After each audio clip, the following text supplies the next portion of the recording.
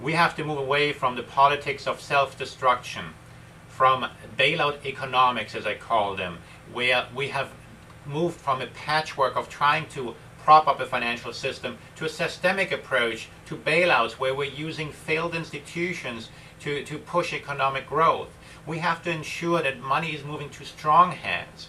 When it comes to the financial system, for example, if the government really wants companies to extend credit, well, let the good banks do it. Let not the failed large institutions that do it. Let's not Fannie and Freddie do it, that are completely failed institutions. In doing so, we have to recognize that risk is an essential ingredient to capitalism, to economic growth, for our prosperity. And to achieve that, we don't need to have price fixing on interest rates. We need to have a stable environment, clarity of policies, reasonable tax policies, reasonable regulatory policies. And we are at risk of having just populist moods drive our policy decisions. What we have to do is we have to get sanity back into the system where sustainable wealth can be created. And you do that foremost by providing incentives. There is absolutely no way regulators are going to catch any abuse in the system. Whenever we have a boom, there's going to be abuse, and of course we have to strengthen the system. But let's foremost focus on incentives. And then the ones to be held accountable are not the employees necessarily, but the board members. The board members are ultimately responsible for the types of decisions companies make, and especially at a firm like AIG, it is the board that should be held accountable, not the employees at the first instant. And to do that, what we propose is a couple of things.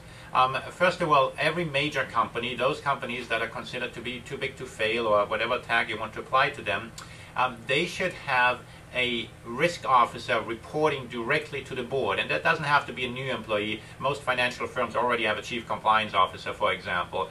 But the point here is that the board has to approve the risk profile of the firm, the risk processes that are in place, and a risk officer has to report directly to the board, and the board has to be held accountable that these policies are followed. More importantly, what may be most helpful is that these risk policies are published. And what we're looking for here is not that the regulator dictates any one company what risks to use, because there will always be rules around, ways around the regulations, but that a company has an incentive to have good, strong policies in place, not just in paper, but some that are transparent, obvious to all the stakeholders, including shareholders and creditors. Derivatives have to move on to regulated exchanges. And the point of that is that you put up margin on a daily basis based on market prices. And that what can happen as a result is that when the market moves against somebody who has taken out a leverage position, that you have to supply more capital, you may even get wiped out. But the point here is that there is no systemic risk, that if any one company fails, it doesn't drag other companies down with them. Any one company, if they want to take too great a bet and fail, that should be their problem. Failure should be allowed, but it shouldn't drag on everybody else. Many derivatives cannot be moved onto regulated exchanges. In those cases, one should still apply the same principles. Rather than using values based on expected future cash flows, these models should reflect the current market value, again with the intent that one has to put up substantial amount of margin collateral and in order to ensure that there is no systemic failure. Now, those companies will argue that that may not be necessary, but what we're trying to achieve here is a reduction in leverage in the system. There's too much leverage. That has caused us to get into this problem. Other ways to reduce the leverage in the system by using incentives rather than rules is, for example, one could eliminate the tax deductibility of interest expense. In return, one should substantially reduce the corporate tax rate.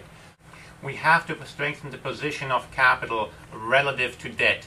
And aside from reducing the interest rates, deductibility of interest rates, one could, for example, increase the incentives for companies to pay dividends. It should not be the case that boards have an incentive to have share buybacks and thereby not returning capital to shareholders that's not in use. But by giving it to shareholders, shareholders actually get cash in their hands, and they can decide whether to reinvest it in that company or give it to other companies.